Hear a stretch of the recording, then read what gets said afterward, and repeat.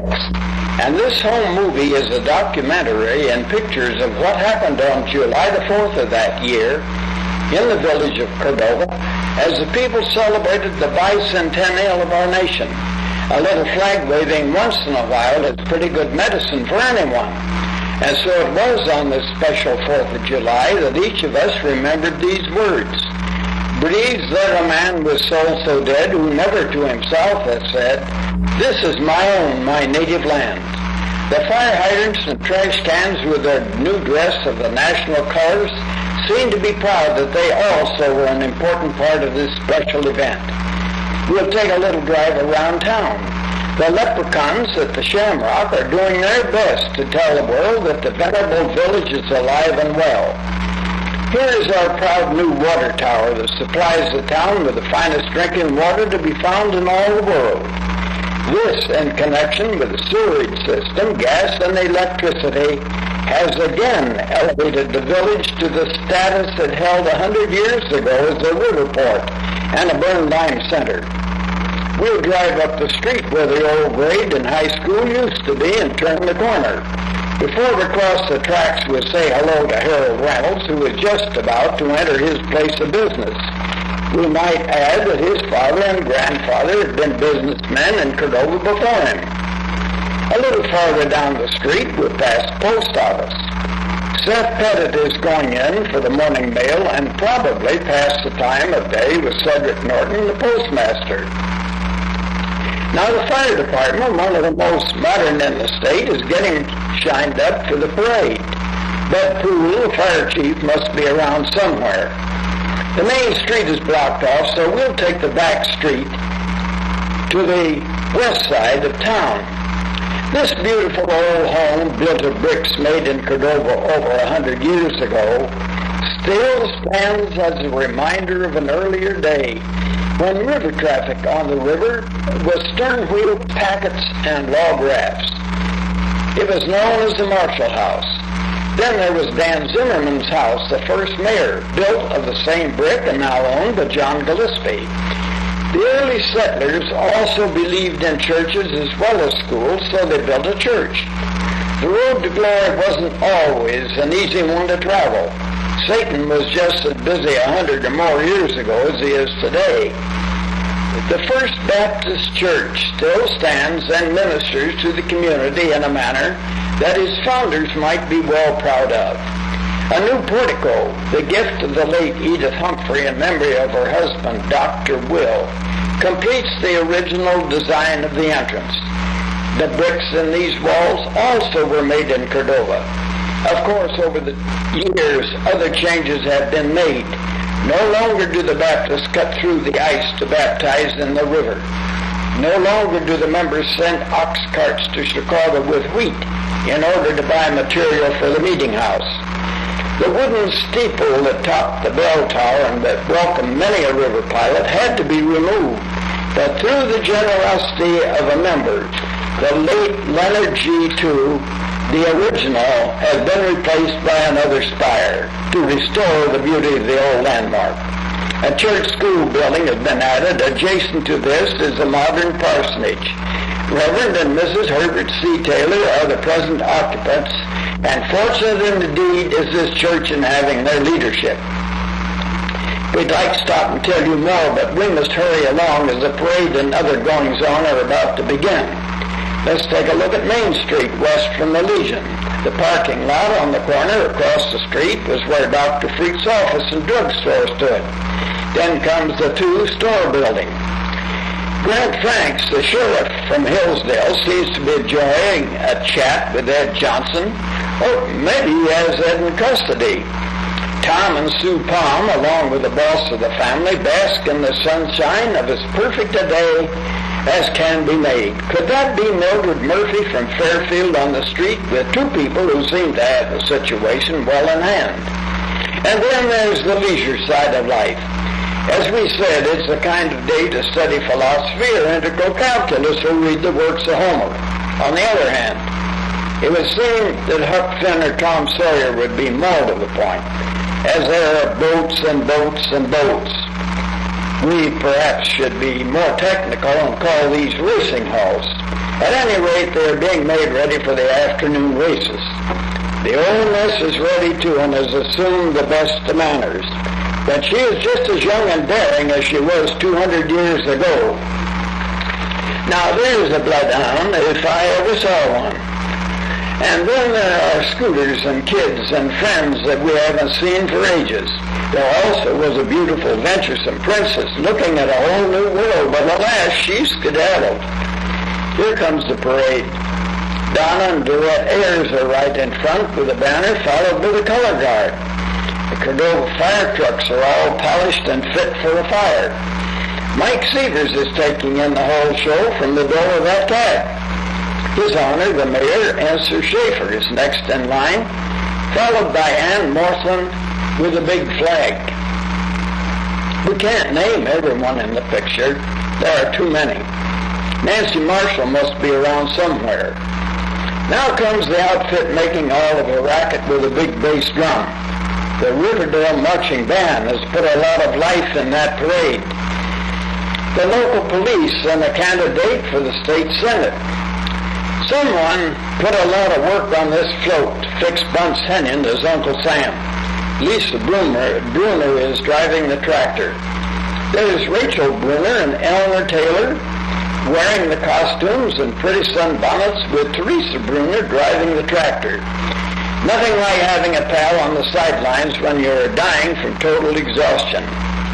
Now this little miss was really prettier than the camera says she is, and to her the parade was all business. That hay rack felt very important as it was carrying the royal candidates for baby king and queen, along with their parents. Could that be Ron and Betty Allen family? Well, there's no doubt about this. The 4-H, led by Mary and Barbara Schaefer. Betty Schaefer and Emma Jean Russell are the leaders of this club. Excuse us if we don't get you placed right. Port Bicentennial Committee is here somewhere, maybe in the fancy pickup with a fire wagon that is going to be coming along. Now, who ever saw such a fine group of two-wheel chauffeurs?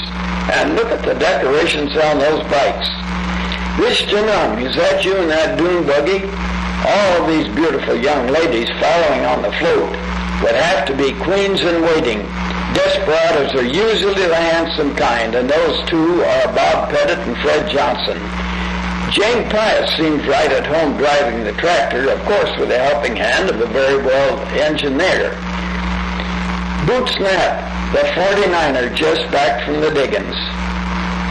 They are the happy mixer, that fine group of people from Upper Rock Island County who do most everything to get music out of anything.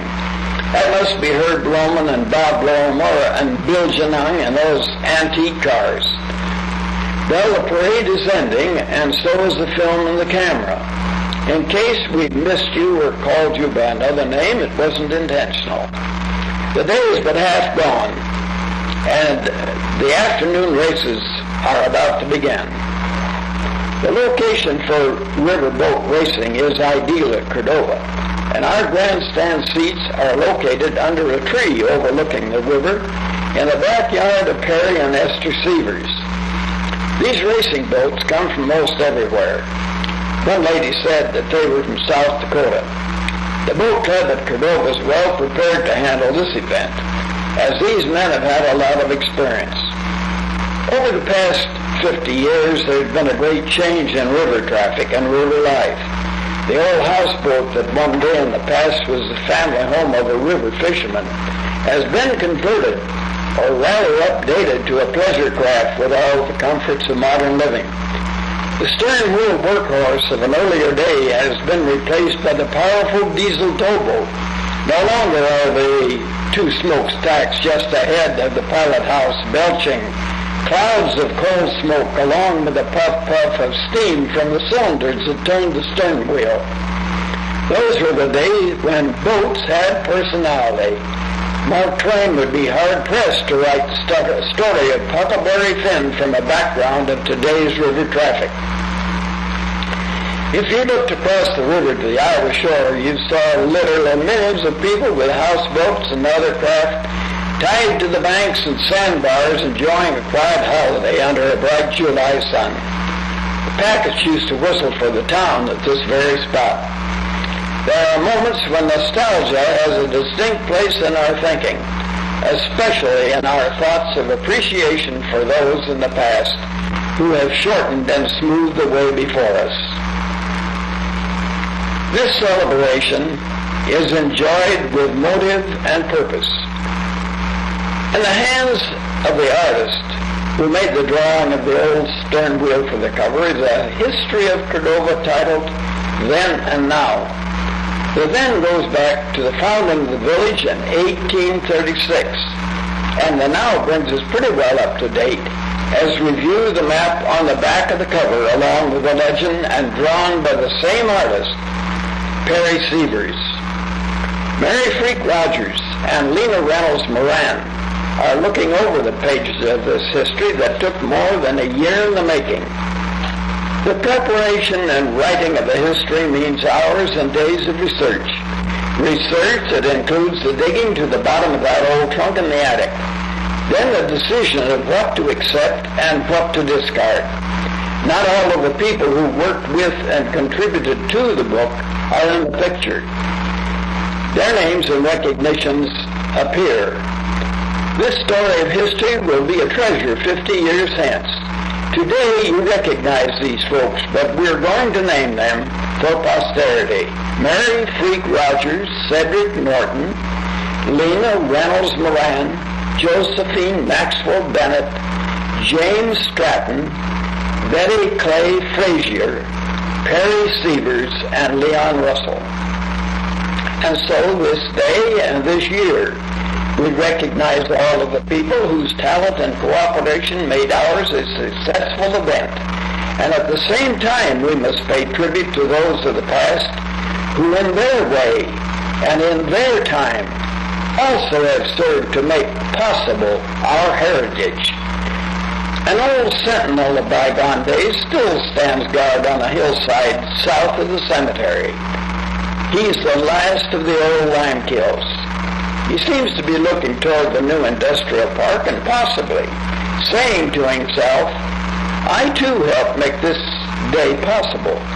Then there were others whose roots were deep in the community. Too many to name all of them, but all remembered on this day, and perhaps in the history book. There were doctors and blacksmiths, lawyers and teachers, businessmen and farmers, stonemasons and carpenters, the clergy and trappers, shoemakers and harness makers.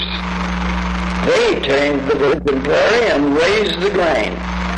All have had a part in our making as they passed this way. We shall not forget this day, nor shall we forget those of our community who gave their lives that this symbol of liberty and justice could still be ours after 200 years. We call ours a changing world, possibly because we become a part of that change. Sometimes in our haste we say, time flies. Someone aptly has said, we go. Time stays. There are things that do not change. Over these 200 years, the river has tirelessly carried the canoes and the boats, turned the wheels of industry and fed the people. This has been going on for centuries on end. The endless flow of water. It would still be here should we return 100 years hence. Our day draws to a close. It has seemed much like a play. We have been the cast and the earth the stage. No production is without a finale. Ours is the natural grandeur of the sunset. It too will be here should we return. Fortunately, some things are